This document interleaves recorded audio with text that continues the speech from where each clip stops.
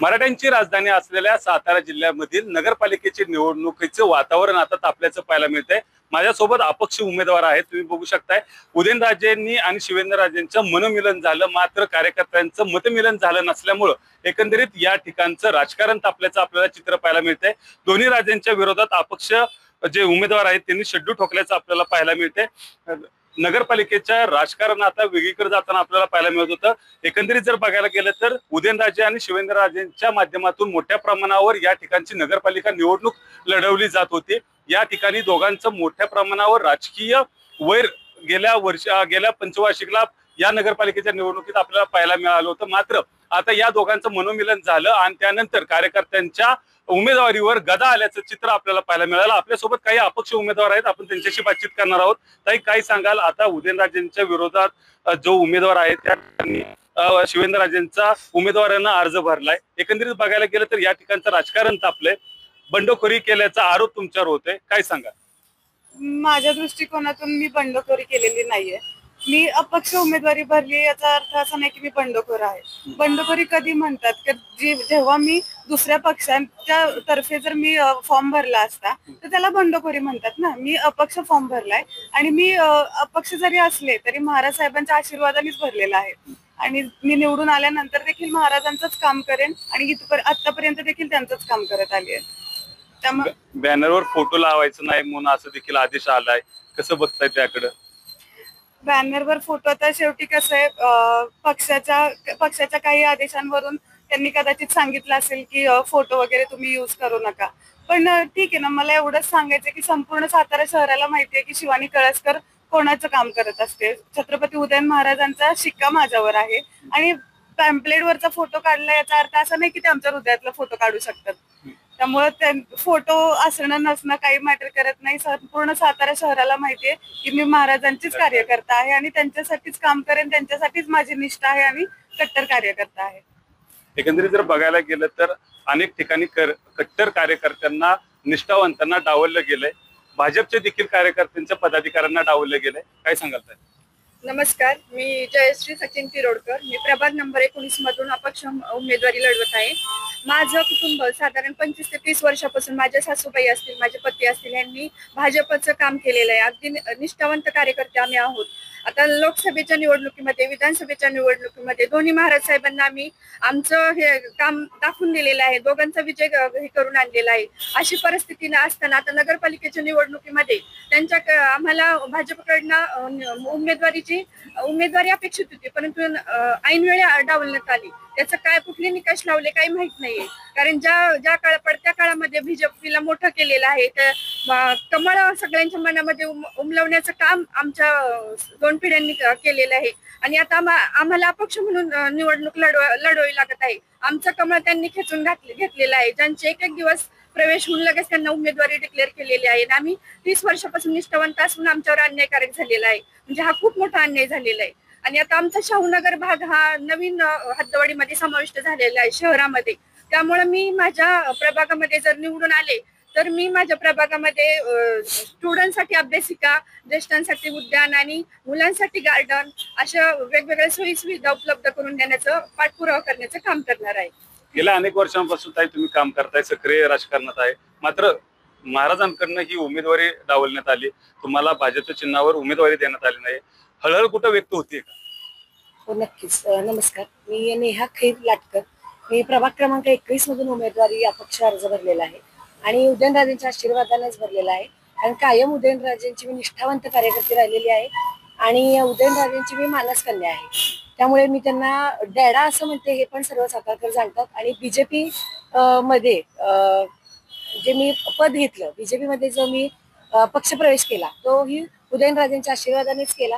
आणि इतकं असताना सुद्धा मी 6 वर्ष पक्षाचं काम करते आणि ज्यांना कमळातलं काही माहिती नाही अशांना तुम्ही किंवा भाजप विरोधी असणाऱ्यांना हे तिकीट दिलं गेलं आणि मला डावलण्यात आलं।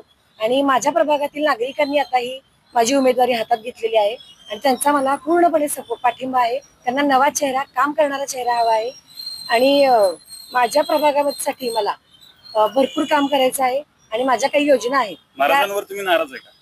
महाराजांवर नाराज थोडीशी आहे, पण महाराज साहेब मला तसं हे करणार नाही, तसं मला खात्री आहे की मी विजयानंतर महाराज साहेबांकडे गेल्यानंतर मी त्यांचंच काम करणार आहे. आणि माझ्या प्रभागातील जे लोक आहेत त्यांच्या इतक्या समस्या आहेत की ते मला म्हणतात, त्यांनी आता हातात घेतलंय सगळं, की ते म्हणतात की आमचा सपोर्ट आहे, आम्हाला नवीन चेहरा हवाय आणि तू सगळी ही कामं आम्ही तुझे कान धरू शकतो, की तू महाराजांना जर डॅडा म्हणतेस तर आम्ही हक्काने तुझ्याकडे कधी अर्ध्या रात्रीत येऊ शकतो आणि तू उपलब्ध राहू शकतेस. भाजपचं गेल्या अनेक वर्षांपासून काम करताय. जिथं भाजपचं चिन्ह नव्हतं तिथपर्यंत भाजपचं चिन्ह रुजवण्याचं काम कार्यकर्त्यांनी केलं. भाजपकडनं डावललं गेलं का आणि शिवेंद्रराजेंकडनं तुम्हाला डावललं गेलं का? नमस्कार, मी त्यांच्यावर नाराज आहे का? संतोष शिंदे, प्रभाग क्रमांक 13 मधून अपक्ष अर्ज भरलेला आहे. मला डावलण्यात आलं असं म्हणू शकत नाही. शेवटपर्यंत मला महाराज साहेबांकडून अपेक्षा होती की मला संधी देण्यात येईल, कारण प्रभागामध्ये माझ्या इतकं काम कुणी केलेलं नाही, महाराज साहेबांचा असो किंवा पक्षाचा असो. जेव्हा माझ्या इथे पक्ष म्हणजे पक्ष असं चालू शकणार नाही असं लोकांना वाटत होतं, तेव्हा घराघरात गल्लीबोळात जाऊन मी पक्षाचं काय काम आहे किंवा पक्ष आपला काय काम करतोय हे सांगण्यात आलेलं आहे. हे माझं काम बघा, ही माझी फाईल आहे, ही फाईल मी पक्षाला दाखवली. महाराज साहेबांना तर माझं काम स्वतः महाराज साहेबांनी जवळून पाहिलेलं आहे, बहिणी साहेबांनी पाहिलेलं आहे. आणि मला कामाच्या संधी, माझं काम बघून मला संधी द्यायला हवी होती ही अपेक्षा होती. आणि आता ज्या लोकांना संधी देण्यात आलेली आहे ते कधी म्हणजे नागरिकांमध्ये नव्हते आणि नसतातही. आणि त्यांचं शिक्षण पाहता तर ते शिक्षणातही नाही, समाजकार्यातही नाही आणि त्यांना संधी देण्यात आली. मग मी उच्च शिक्षित आहे, मी काम माझं चांगलं आहे, मग माझं काम कुठे कमी पडलं हे महाराज साहेबांनी मला दाखवून द्यावं. आणि मी जरी म्हणजे अपक्ष लढत असेल तरी माझे एकनिष्ठ मी महाराज साहेबांसोबतच असणार आहे, बाबाराजांसोबतच असणार आहे. आणि नाराजी आहे का तुमची? थोडी आहे. शेवटी मला असं वाटत होतं की मला संधी मिळेल. शेवटच्या क्षणापर्यंत माझ्या प्रभागामधून माझंच नाव येत होतं पुढं की सोनियाताईंना संधी देण्यात येणार आणि आम्ही त्यांच्याशीच आहोत पाठीमागे. एबीपी माझाच्या माध्यमातून महाराजांना तुम्ही काय आवाहन करताल, काय सांगताल, की काय तुमची जी मनातली खंत आहे काय व्यक्त करतात? महाराज साहेब, मला एवढंच सांगायचंय की मी कायम तुमचं काम करत आले आणि तुमचंच काम करत राहणार.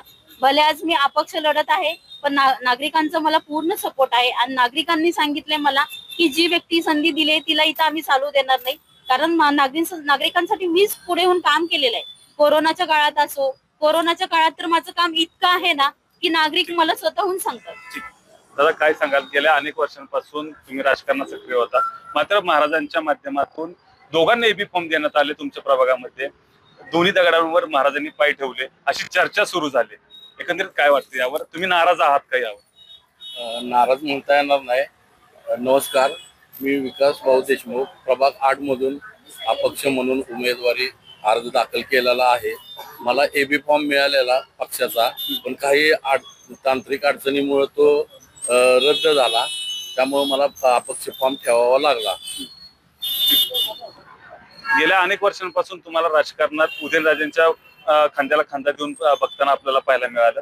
25 ते 30 वर्षापासून तुमचा राजकीय प्रवास उदयनराजेंबरोबर असताना आपल्याला पाहायला मिळाला, मात्र निष्ठावंत कार्यकर्त्यांना डावललं गेलंय. याची खंत कुठं आहे का तुम्हाला आणि महाराजांना काय सांगा?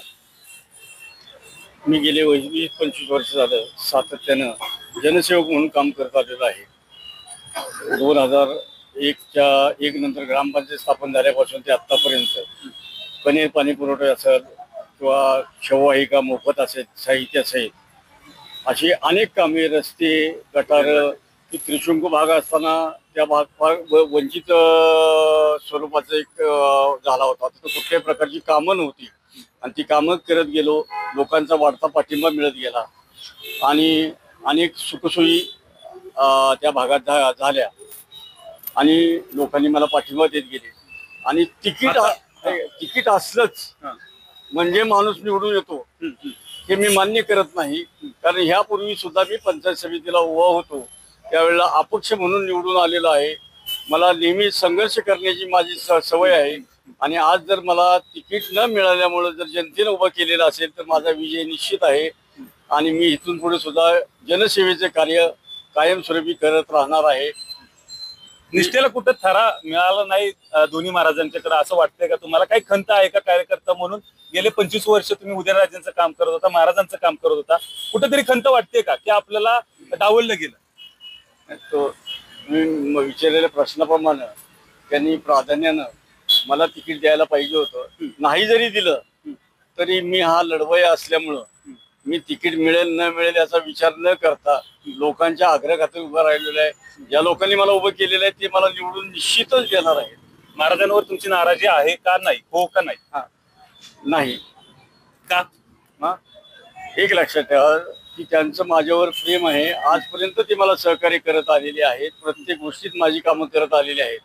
पण त्यांना राजकीय काय त्यांची अडचण असेल त्यामुळं ते मला तिकीट देऊ जरी शकले नसले तर माझा त्यांच्या कुठलाही राग नाही. त्यांना हेही माहिती आहे की हा 100% निवडून येण्यातलाच व्यक्ती आहे, कारण मी तेवढं काम केलेलं आहे. त्यांना सुद्धा ते मान्य आहे. एकंदरीत जर बघायला गेलं तर राजकारणामध्ये कधी काय घडेल हे सांगता येत नाही. मात्र जो कार्यकर्ता कायमस्वरूपी एकनिष्ठ दोन्ही महाराजांच्या सोबत राहिला त्या कार्यकर्त्याला फळ मिळालं नसल्याचं अपक्ष उमेदवारांकडनं सांगण्यात येते. एकंदरीत जर बघायला गेलं तर या राजकारणामध्ये नेमकं बळी कुणाचा गेला हे पाहणं तितकंच महत्वाचं ठरणार आहे. त्याचबरोबर निष्ठेला साताऱ्यामध्ये थरा नसल्याचं देखील सांगण्यात जाते. भाजप असेल त्याचबरोबर दोन्ही महाराज असतील यांनी निष्ठावंत कार्यकर्त्यांना डावललं असल्याचं पाहायला मिळते. राजांचं मनोमिलन झालं मात्र मतं मिळण्यासाठी दोन्ही कार्यकर्त्यांना जे दोन्ही महाराजांचे कार्यकर्ते आहेत त्यांना एकंदरीत डावललं असल्याचा देखील आरोप हा उमेदवारांकडनं होताना अपक्ष उमेदवारांकडनं होताना आपल्याला पाहायला मिळत आहे.